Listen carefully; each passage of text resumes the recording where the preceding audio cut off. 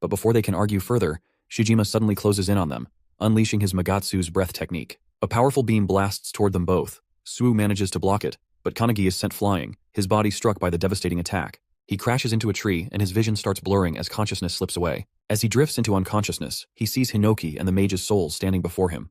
Hinoki informs him that he has fainted, and so they have summoned him into his own consciousness. Despite the pain racking his bruised and battered body, Kanagi struggles to stand, desperately asking them to send him back. He needs to fight. However, before they can respond, a deep and authoritative voice echoes through the space, commanding him to step back from the battle. Meanwhile, outside, Suo is barely holding his ground against Shijima's relentless barrage of attacks. Shijima smirks, praising Suo for thinking the same way he does, needing no one else to fight their battles. With a sinister grin and the insatiable urge to devour everything, Shijima channels his power into his next attack, striking down with such force that Suo's sword shatters in half. Stunned but quick to react, Suo immediately summons another blade and swings at Shijima, but the enemy dodges effortlessly, bending backward with unnatural flexibility. Shijima seems to be enjoying himself more and more as Suo continues to struggle. Back in the spiritual realm, Kanagi's spirit form watches as the battle unfolds. Shijima is stronger than anyone there.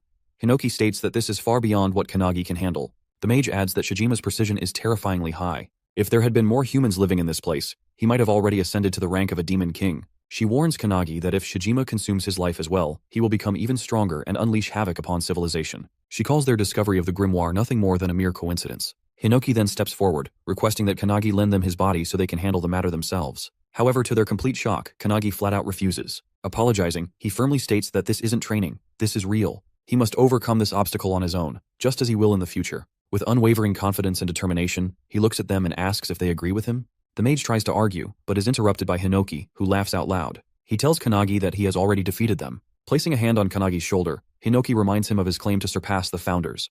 With that, he urges Kanagi to go, use everything he's learned, and do things his way. This boosts Kanagi's confidence, and with a determined look, he faces the battlefield, asking the founders to watch over him. Without hesitation, he dashes toward the field where Shijima and Suo are still locked in combat. Suo looks battered and beaten. As he opens his eyes, Shijima strikes again, sending him airborne. While in the air, Shijima readies his final blow to end him. But just as Suo braces for impact, someone grabs him midair.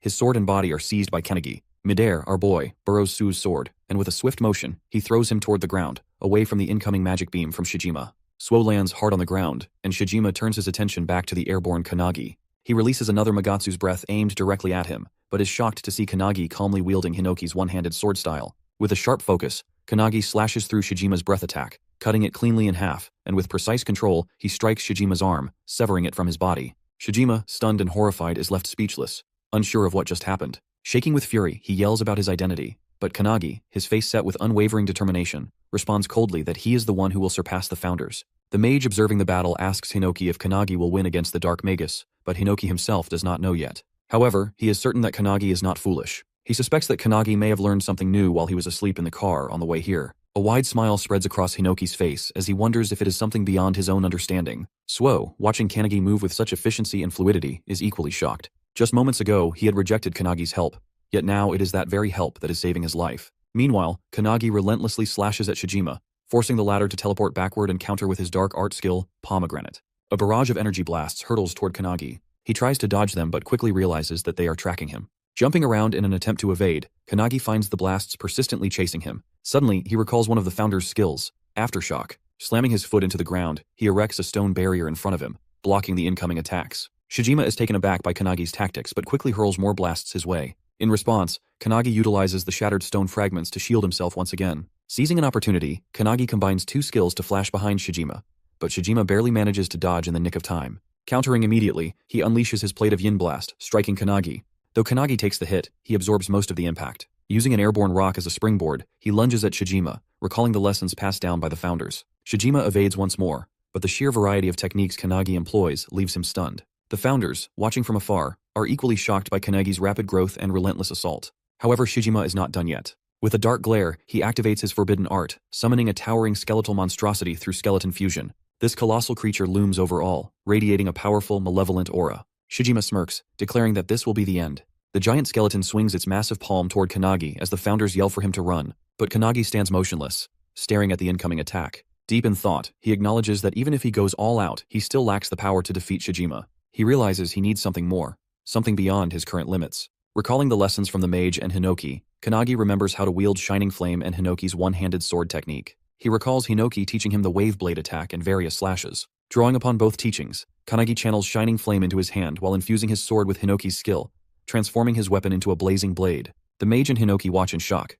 Kanagi has just achieved the impossible. Holding his newly empowered weapon, Kanagi stands ready.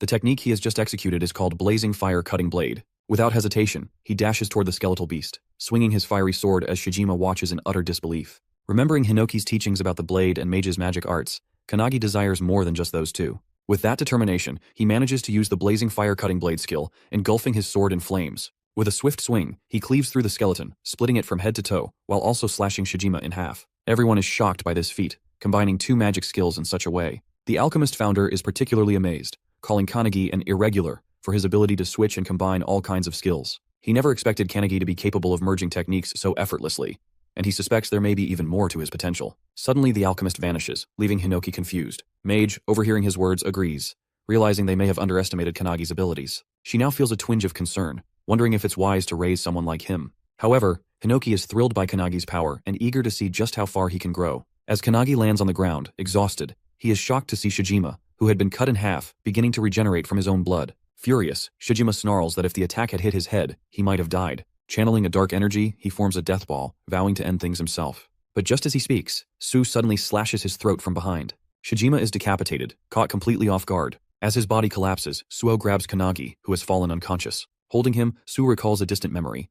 His older brother once carried him in the same way. It had been a freezing night under a bridge, with snow covering the ground. His brother had promised to get food for him in the morning. As Su drifted off to sleep, they had heard the sounds of a grand parade above the bridge, others celebrating while they shivered in the cold, stomachs empty. This memory reminds Suo why he chose solitude. Shijima had tried to manipulate him by preying on his loneliness. But now, looking at Kanagi, he realizes something.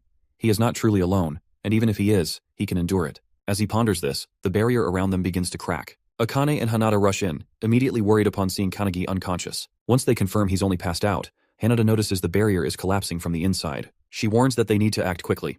Hanada asks what would happen if the energy within the barrier explodes outward. Suo grips his sword tightly, revealing that if that happens, they will all be crushed to death. Their only option is to hit it with their strongest attack and try to deflect it. Though Su says this with confidence, deep inside, he isn't sure if they are capable of it in their current state. But they have no choice. As they brace themselves, Kanagi, still unconscious, suddenly lifts his sword, channeling energy into it. Suo notices this in shock. Inside Kanagi's mind, Hinoki takes control, guiding his body. As the barrier explodes, everyone unleashes their full power, while Hinoki executes his one-handed style's splitting cloud attack. Outside the barrier, a red-haired man rushes toward the scene, accompanied by two men. His subordinates warn him that the barrier is about to collapse. Suddenly it bursts open. The men fear they might be too late, but to their astonishment, a brilliant beam of blue light shoots into the sky from Kanagi's sword. The red-haired man watches in awe, recognizing the light as a flawless sword technique, free of hesitation. His name is Su Makoto, the captain of the anti-prophecy unit. Observing the spectacle before him, he wonders whose work this could be. A while later, on a plane flying over Peru, Midori is on a call with Makoto, amazed that the new member has just stopped the unknown prophecy. Meanwhile, in Japan, Makoto, still on the call, is facing a rank 1 prophecy, one that, according to him, is on a much higher level than what they encountered before. Midori, instead of boarding the plane, sits on top of it, smiling as he reflects on how much the anti-prophecy unit has grown, even though he isn't there to witness it firsthand. However, his amusement is short-lived when Makoto reveals that the core member who stopped the prophecy was none other than Kanagi, the same Kanagi who had only joined the team 2 days ago. Shocked, Makoto desperately demands to know who he really is. Without hesitation, Midori confidently declares that Kanagi is the one who will bring an end to all prophecies. They had been anticipating his arrival for quite some time. There was a lingering sense of expectation surrounding him, as if he was the one they had been waiting for. Makoto, skeptical of such high hopes, questions whether their faith in him is truly justified. Instead of arguing, he is simply told to see for himself. Changing the topic, Makoto urges Midori to return. His presence is needed, as facing an opponent of equal strength without him is proving to be a challenge. Midori chuckles, offering a brief apology before shifting focus. Meanwhile, Rin reaches out, his voice carrying urgency as he speaks of a grand prophecy unfolding before them. It is a colossal enemy, a super-rank prophecy, the boss of suicidal infection, Ishtam. As the monstrous being charges toward him, Midori tells Makoto to hold on, assuring him that he will finish up soon. Without hesitation, he extends his hand and unleashes divine wind turbulence. At that very moment, in a hospital ward, Kanagi's eyes snap open. A startled cry escapes his lips as he abruptly sits up. A nurse, noticing his sudden movement, leans over to reassure him. She informs him that he has finally regained consciousness. He has been in the anti-prophecy infirmary, asleep since the end of his mission. Hearing this, Kanagi wonders if he had merely lost consciousness. His sleep had been so deep that he hadn't even entered the spatial realm to train with the founders. The nurse assures him that he is fine, drawing back the curtain before reminding him to call if he needs anything. As the curtain lifts, Kanagi notices Suo sitting nearby, arms crossed, silently watching him. Seeing him, Kanagi wonders if he had been watching over him the entire time he was unconscious. Kanagi looks around and notices that Hinata and Akane are missing. Curious, he asks about them, to which Suo reveals that they are training, frustrated by their perceived uselessness in the last fight. With an accepting tone, Suo calmly states that Kanagi's power was overwhelming. Hearing this compliment from a man like Suo shocks the overpowered boy, but before he can fully process it, Suo suddenly stands and aggressively demands to know who he really is. In less than 2 days after his arrival, Kanagi has already defeated a rank 3 and a potential rank 1 boss, while using a rare fusion spell that Suo has never seen before. Pressing the question again, Suo demands to know Kanagi's true identity and how he too can become like him. As Suo insists on getting answers, Makoto suddenly arrives, asking if Kanagi is the one he's looking for. Kanagi confirms, but Suo is taken aback by his older brother's unexpected arrival. Makoto walks past Suo, barely glancing at him, while Kanagi hesitantly asks if he really is Suo's big brother. The moment the question leaves his lips, Makoto suddenly draws his sword and swings it inches away from everyone in the room. Both Suo and Kanagi are caught off guard. Dodging the attack, Kanagi wonders if it's some kind of test, while Makoto, equally surprised, marvels at how a mere trainee managed to evade his strike. Makoto confirms that it was indeed a test, and Kanagi has passed. Without hesitation, he introduces himself as the captain of Suo's squad, Suo Makoto. The realization hits Kanagi hard. Makoto truly is Suo's older brother. After a brief pause, Makoto announces that due to Kanagi's extraordinary performance against the rank 1 disaster, he will be joining his squad temporarily. The announcement stuns Kanagi, but Suo is even more shocked. A tinge of jealousy creeps into him. Despite being Makoto's younger brother, even he is not allowed to join his squad. Wasting no time, Makoto orders Kanagi to follow him for a briefing, while in the background, Suo clenches his fist so tightly in frustration that his knuckles begin to bleed. Meanwhile, in the training area, the anti-prophecy unit duo is training hard. Akane wields multiple weapons while Hinata focuses on blocking her attacks. However, no matter how much they push themselves, they know that reaching Kanagi's level is nearly impossible. As they continue practicing, Midori suddenly walks in, announcing his arrival with chocolates from Peru. To his shock, they completely ignore the chocolates and rush toward him, eagerly asking how long he will be staying in Japan. When Midori reveals he will be there for a week, the duo immediately insists on training under him during that time. They refuse to let Kanagi surpass them without a fight. Taken aback, Midori hadn't expected them to be this determined. He agrees to train them but then asks about Suo, wondering if he wants to join. Just as he finishes speaking, Suo arrives, his expression filled with sheer determination as he confirms that he will be joining as well. Meanwhile, in the hall, Kanagi keeps pace with Makoto's fast strides as he leads the way. Back in the training room, the group is shocked to see Suo just as determined to join them. Suo reveals that Kanagi has been scouted by his older brother to temporarily join his squad. This revelation stuns the duo, making them realize just how far Kanagi has progressed. Being personally recruited by Makoto is no small feat. However, Suo sees this as a sign of his own shortcomings compared to Kanagi, believing he must improve himself even more. Meanwhile, in the hallway, Kanagi, growing curious, asks Makoto about the meeting. Makoto reveals that it concerns their next mission, for which they will depart the following morning. As they walk, Makoto suddenly stops and asks if Kanagi is close to his younger brother. Recalling their last battle together, when Suo lent him his sword, Kanagi excitedly confirms that he is. Though Makoto acts indifferent, he secretly worries about his brother, but never shows it. This has led Suo to mistakenly believe that his brother hates him and doesn't care about him. The truth is, when Makoto visited them before, he didn't ignore Suo.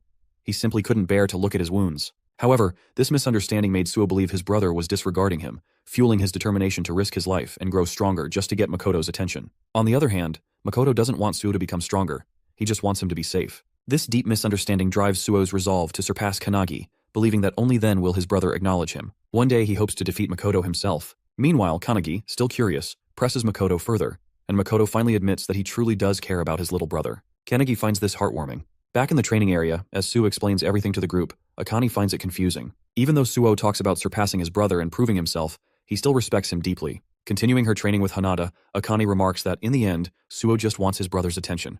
Hinata finds this touching, but Akane's words trigger something in Suo, making him enraged. Meanwhile, in the meeting, Kanagi learns about the 3 core rules of the squad. First, be swift. Second, maintain offensive pressure. Third, overcome weaknesses. Within the Counterforce division, Makoto's squad is considered the strongest in terms of combat ability. The squad operates with a minimum of 7 members, designed to be a small but elite force. Their primary targets are rank 1 and above-level threats. Aboard the helicopter, as Makoto's squad is escorted to their mission, a squad member named Jakeru casually remarks that 90% of the team's power comes from their captain, while the rest are just extras. Since Kanagi is only a temporary member, he isn't expected to do much. However, while Jakeru is explaining this, Kanagi is distracted, busy on his phone. Jakeru points this out, prompting Kanagi to apologize, explaining that he needs to contact his friends. Jakeru, confused, asks what he means by contact. Kanagi is trying to contact the other members of the anti-prophecy group, as the founders keep nagging him about it. While the group is training, they receive his message, and reading it shocks everyone, especially Suo, who wonders what the hell Kanagi is thinking by sending it. They immediately show it to Midori, who discovers that the message contains 3 separate pieces of advice, each tailored for a different person. The detailed guidance on how to get stronger impresses Midori. With a smile, he extends his hand and asks if they will follow the advice or reject it. Seeing it as a challenge, everyone accepts, especially Suo, who is enraged that Kanagi has essentially salted their wounds. Back on the plane, Jakeru informs Kanagi that they have arrived at their destination. Wiping the window, Kanagi is amazed by the sight of a vast, snowy mountain terrain with enormous crystal spikes jutting out of the ground. Their mission is to deal with a Rank 1 prophecy, Frozen Earth. This disaster threatens to freeze the entire planet, as the affected areas are expanding at an alarming rate. If left unchecked, the whole Earth could be consumed, ending all life. This phenomenon is occurring simultaneously in 17 different locations across multiple countries, many of them in urban areas, which only worsens the crisis. Vice Captain Kashi briefs the squad on the situation, stressing that they cannot afford any delays, as reports indicate the freezing effect is spreading faster than anticipated. Leading the mission, Makoto orders the squad to jump from the helicopter's back hatch, as it can no longer proceed safely. Before they jump, he reminds them that no human lives should be harmed. To motivate everyone, he commands them to chant the 3 squad rules, and they all shout them in unison. Standing at the back, Kanagi reflects on his last battle, where he once again relied on Hinoki in the end. Determined to grow stronger during this temporary mission, he sees this as a valuable opportunity to learn from the other members. As everyone leaps from the helicopter, Kanagi resolves to complete this mission on his own. This is his first Rank 1 prophecy. At 10:17 a.m., everyone lands safely on the ground. The air is freezing, and despite being an awakener, Jakeru catches a cold, questioning how the temperature is affecting him. Kashi explains that the cold is far worse than the reports indicated, which might be the reason. He also informs the squad that the area is vast and suggests setting up a camp midway. Hearing this, Makoto considers something but keeps his thoughts to himself. Meanwhile, Kanagi asks Jakeru if the prophecy, Frozen Earth, is recorded in any prophecy book. Jakeru denies it, revealing that the anti-prophecy unit predicted it using their unique skills. While many prophecies exist, this is the first time a member has successfully identified a Rank 1 prophecy. This is why Makoto's squad was chosen for the mission, given its severity. Kanagi's question is answered, but Kashi notices that he seems slightly nervous. Kashi reassures him that nervousness is better than letting his guard down, but he shouldn't let it become a burden. Jakeru places a hand on Kanagi's shoulder, repeating Kashi's words and reminding him that he is moving with the best crew of the anti-prophecy unit. Kashi yells at Jakeru for being too relaxed, prompting Jakeru to apologize instantly. Suddenly, Jakeru raises his hand, reporting that his radar has detected enemies at 2 o'clock, approximately 200 meters away. Kashi acknowledges the report and vanishes in an instant, only to reappear moments later. She confirms that she scouted ahead and saw 30 monsters with an estimated rank of S++. These creatures belong to the ice gargoyle race of the Tice tribe. Hearing this, Makoto immediately orders his unit to annihilate the enemy. The squad charges toward the incoming monsters in a highly coordinated manner, their teamwork and situational awareness leaving Kanagi in awe. They operate on an entirely different level compared to trainees, making him realize that these are elite warriors, far beyond the regular members. Eager to join the fight, Kanagi asks for permission, which Makoto grants, dismissing the enemies as nothing more than S++ rank. With permission secured, Kanagi launches forward and kicks a monster in the head. However, to his shock, the creature explodes, sending shards flying in all directions. Kashi, skillfully evading a flashy monster's attack, warns everyone that some extremely powerful monsters are mixed in with the rest. Meanwhile, Kanagi activates his fire-cutting blade and completely obliterates a monster with a fiery attack, sending it flying. Witnessing this, Jakeru is stunned that someone like Kanagi used a Fury Sword skill. Kashi is impressed, while Makoto, with just a few swings of his sword, effortlessly slices through the remaining monsters. He also takes note of Kanagi's fiery sword and realizes that the blue light beam he saw earlier must have come from it. With the monsters defeated, the squad sets up camp in the mountains and begins eating. During their meal, Kashi asks Jakeru what else he saw on his radar. Jakeru reports that there are no boss-level threats within a 10-kilometer range. Hearing this, Kashi sighs in relief, confirming that they can spend the night there. However, she soon wonders, where have Kanagi and the captain gone? On the other side, Kanagi sits by his own campfire, attempting to fuse his spells together just as he did before. However, as he focuses on the process, the captain suddenly arrives from behind and calls him out for his enthusiasm about training. Caught off guard, Kanagi nearly jumps out of his skin as Makoto scared the hell out of him by approaching so silently. After calming him down, Makoto sits beside Kanagi and asks if this is his first time camping and whether he finds it difficult. Kanagi enthusiastically claims that he's fine, but to his surprise, Makoto casually states that he just wants to go home and smoke. Kanagi is taken aback. He never expected someone like the captain to talk about smoking. However, to Kanagi's shock, Makoto then reveals that he's desperate to smoke his cat. Confused and alarmed, Kanagi misinterprets his words, thinking he's talking about drugs. He immediately questions the captain about his cat, to which Makoto, getting uncomfortably close, pulls out his phone and shows him a picture. Kanagi asks for the cat's name, and Makoto reveals it's Oribe. As Kanagi examines the picture, he notices the cat's ferocious gaze, but instead asks if Makoto really misses him. To his surprise, Makoto denies it, revealing that Oribe is a complete menace, always scratching his stuff, vomiting everywhere, and being an overall nightmare. Yet despite all of that, Makoto admits that the cat is still adorable, just like his younger brother Suo. Kanagi finds it strange that Makoto is talking this way, but he listens as the captain, in a hopeful voice, expresses his wish to one day talk with Suo the same way he's talking with Kanagi now. Kanagi, being an only child, admits he can't relate, but he offers a suggestion. Perhaps Makoto should treat Suo the same way he treats his cat. Hearing this, Makoto smiles and agrees. He then shows Kanagi some videos on his phone, shocking him with footage of the captain treating his cat like a baby. Amused, Makoto questions whether that kind of behavior is really okay. Then, with a soft expression, he looks at Kanagi and asks if they can practice together. In his mind, Kanagi doesn't really want to, but before he can answer, Kashi arrives, searching for them. She requests that they return to camp, reminding them that they have to depart early the next morning. Makoto agrees without complaint. That night, however, Makoto and his crew remain unaware of a mysterious figure. Our video ends here. If you enjoyed it, please like and subscribe to the channel. Until next time, bye bye.